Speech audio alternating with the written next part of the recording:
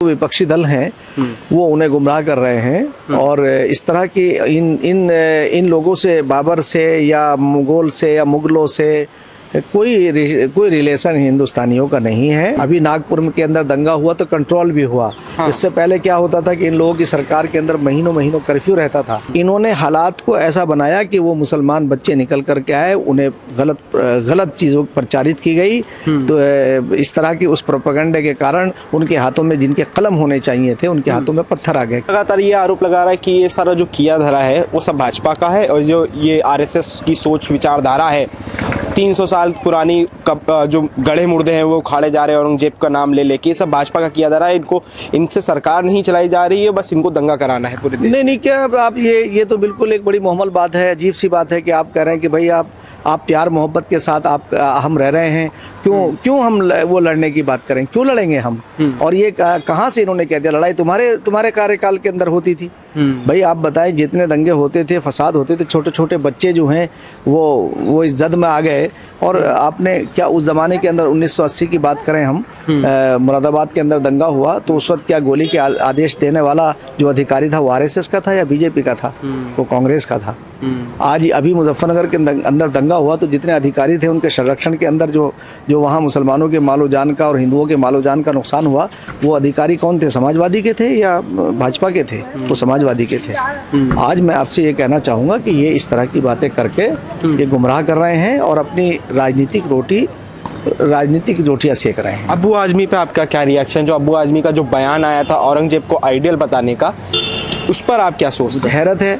मुझे हैरत है कि ये लोग जो हैं एक ऐसे डिस्प्यूटेड आदमी को अपना आइडियल बता रहे हैं, जिसका भाई ठीक है, वो उसका पर्सनल मामला था, वो क्या करता था, वो मजदूरी करता था, वो टोपियाँ बनाता था, ठीक है, ये अपनी जगह पे है। मगर आप उसे ये कहें कि उसने मोहम्मद साहब को तो नहीं, वो क्या आप उसकी क्रूरता का तो अभी मैं अलीगढ़ मुस्लिम यूनिवर्सिटी, क्योंकि एजुकेशन बोर्ड से भी मेरा रिलेशन है, वहाँ बड़े हिस्ट्री मैन है और वो भाजपा की नीतियों से इत्तेफाक नहीं करते हैं। उन्होंने तारीफ की और ये कहा, मतलब उन्होंने ये कहा कि औरंगजेब के बारे में कि वो इतना क्रूर था कि अपने सगे भाइयों का सर काट कलम करके शाहजहां को कैद करा के उनके यहाँ लेके गया।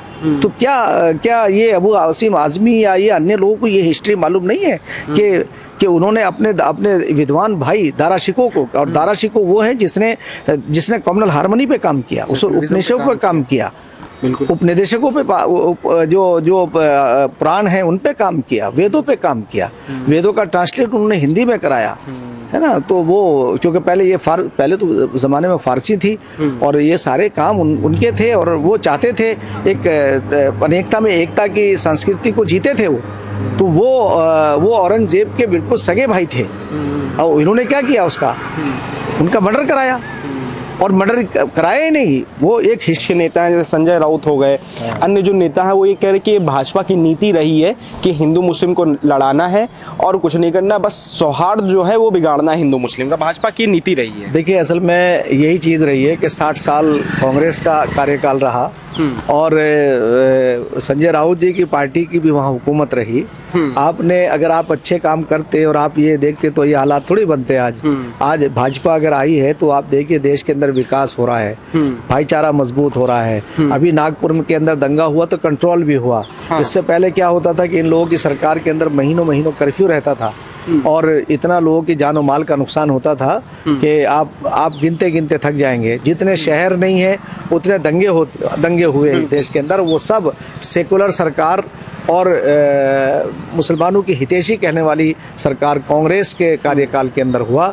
आप समाजवादी की यहाँ यूपी में गवर्नमेंट रही हो या अन्य दलों की अलग अलग बैठकें जो हुकूमतें रही हों, सब में आज का भारत नरेंद्र मोदी जी के नेतृत्व के अंदर सुरक्षित भारत है, श्रेष्ठ भारत है और बावकार भारत है।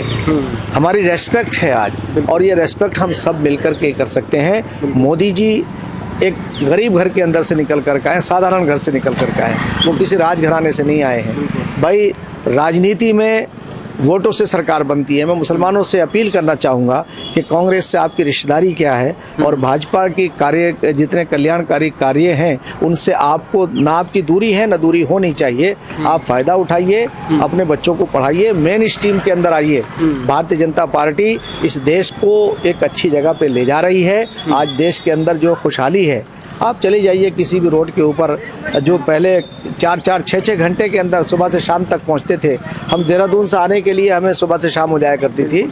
आज देहरादून से आप 3-4 घंटे में, और अब तो 2.5 घंटे का सफ़र होने वाला है। तो ये सब बीजेपी के कार्यकाल के अंदर हो रहा है। हिंसा का जो मेन आरोपी है, जो उसका जिसने ये दंगा प्लान किया, फ़हीम खान नाम है। संभल में हिंसा हुई, उसमें भी जो मेन आरोपी था वो भी मुसलमान था। तो ये ऐसा क्यों है कि भाई मुसलमान जो है, आज का जो मुसलमान है वो इतनी जल्दी बहकावे में आ जाता है, किसी के भी कहने पे ये पत्थरबाजी करना, ये सब करना क्यों करना शुरू कर देता है? हाँ, मैंने एक बड़ी अच्छी बात आपने की। मैंने ये बात कही थी संभल के ऊपर भी, और मुसलमानों से कहना चाह रहा हूँ सीधा कि संभल हो, नागपुर हो, जब आप कोई भी कार्यक्रम हो, उसकी शांति से निकलने के लिए ये ज़रूरी है कि आप रास्ता बदल दें। अब जैसे संभल के अंदर जब सर्वे हुआ तो वहाँ चेयरमैन भी वहाँ का मुस्लिम था, हाँ। एमएलए भी मुस्लिम, एमपी भी मुस्लिम। तो मेरा उनसे सवाल ये है कि आखिर जब आप तीनों थे और तीनों जिम्मेदार थे, तो आपको किसी को कभी आह्वान करने की ज़रूरत नहीं थी। आपको तो ये कहना चाहिए था कि आप अपने घरों में रहिए, हाँ। आप अपने घरों में रहिए। सर्वे एक जुडिशियल एक परंपरा है, उसके अंतर्गत हो रहा है, तो आप अपने घर बैठिए। तो ना उनके हाथों में पत्थर आते, मगर क्योंकि इनकी ये एमपी कैसे बनेंगे, ये एमएलए कैसे बनेंगे, ये चेयरमैन कैसे बनेंगे, ये जब तक 2-4 मुसलमानों नौजवानों को ये कत्ल नहीं कराएंगे, उनके अंदर असंतुष्टि पैदा नहीं होगी, सरकार के प्रति उनमें गुस्सा पैदा नहीं होगा, तो इनकी रोजी रोटी का मसला है। मुस्लिम बाहुल्य क्षेत्र था संभल। मैं इन तीनों को जिम्मेदार मानता हूं, और जिम्मेदार मैं इसलिए नहीं मानता हूं कि इन्होंने पत्थर चलाए, इन्होंने हालात को ऐसा बनाया कि वो मुसलमान बच्चे निकल करके आए, उन्हें गलत चीज़ों प्रचारित की गई। तो इस तरह की उस प्रोपेगेंडे के कारण उनके हाथों में जिनके कलम होने चाहिए थे, उनके हाथों में पत्थर आ गए। आरएसएस दूध खून के रिश्तों की पवित्रता की बात करती है, और मैं यकीन दिलाता हूँ मुस्लिम समाज को कि आरएसएस और बीजेपी आपके खिलाफ नहीं है। आपके खिलाफ एक षड्यंत्र है, और उस षड्यंत्र का आप शिकार हो रहे हैं। आपको शिकार नहीं होना चाहिए। मैं अगर ये बात कहूँ कि बादशाहों का कोई ताल्लुक़ इस्लामिक रिवायतों से नहीं है, परंपराओं से नहीं है। इस्लाम और सनातन धर्म और जितने अन्य धर्म दुनिया में पाए जाते हैं, वो सब शांति की, पीस की बात करते हैं। बादशाहों का, शासकों का हमेशा से ये रहा है कि उन्हें अपने शासन को चलाने के लिए जो भी उस वक्त उनसे बन पाया है, उसे उन्होंने किया है। तो इसलिए औरंगज़ेब ना मुसलमानों के आइडियल हो सकते हैं, और ना उन्हें मुसलमानों को अपना आइडियल मानना चाहिए।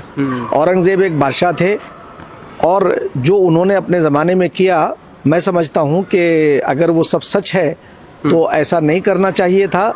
और आने वाले जो लोग हैं, उनके लिए जो भी शासक होंगे या वो शासन चलाएंगे, उन्हें ये संदेश मिलता है कि आपको भी बहुत दूरअंदेश होना चाहिए। और इस मौके पर मैं कहना चाहूँगा कि हमारे आइडियल हज़रत मोहम्मद साहब हैं सल्लल्लाहु अलैहि वसल्लम, और उन्होंने पूरी जीवन में किसी की दिल आज़ारी नहीं की, बल्कि उन्होंने महिलाओं के लिए, आज़ादी के लिए जो काम किया, उनके अधिकारों के लिए जो काम किया। और उस ज़माने के अंदर जिसकी लाठी उसकी भैंस थी, कानून नाम कोई दुनिया में नहीं था। तो उस ज़माने के अंदर उन्होंने जो है वो एक मैसेज दिया और कहा कि तुम सब एक ही नरो नारी की संतान हो। कुल्लुकुम बनी आदम व आदम मिन तुराब। तुम सब आदम की औलाद हो, और आदम मिट्टी से पैदा किए गए हैं।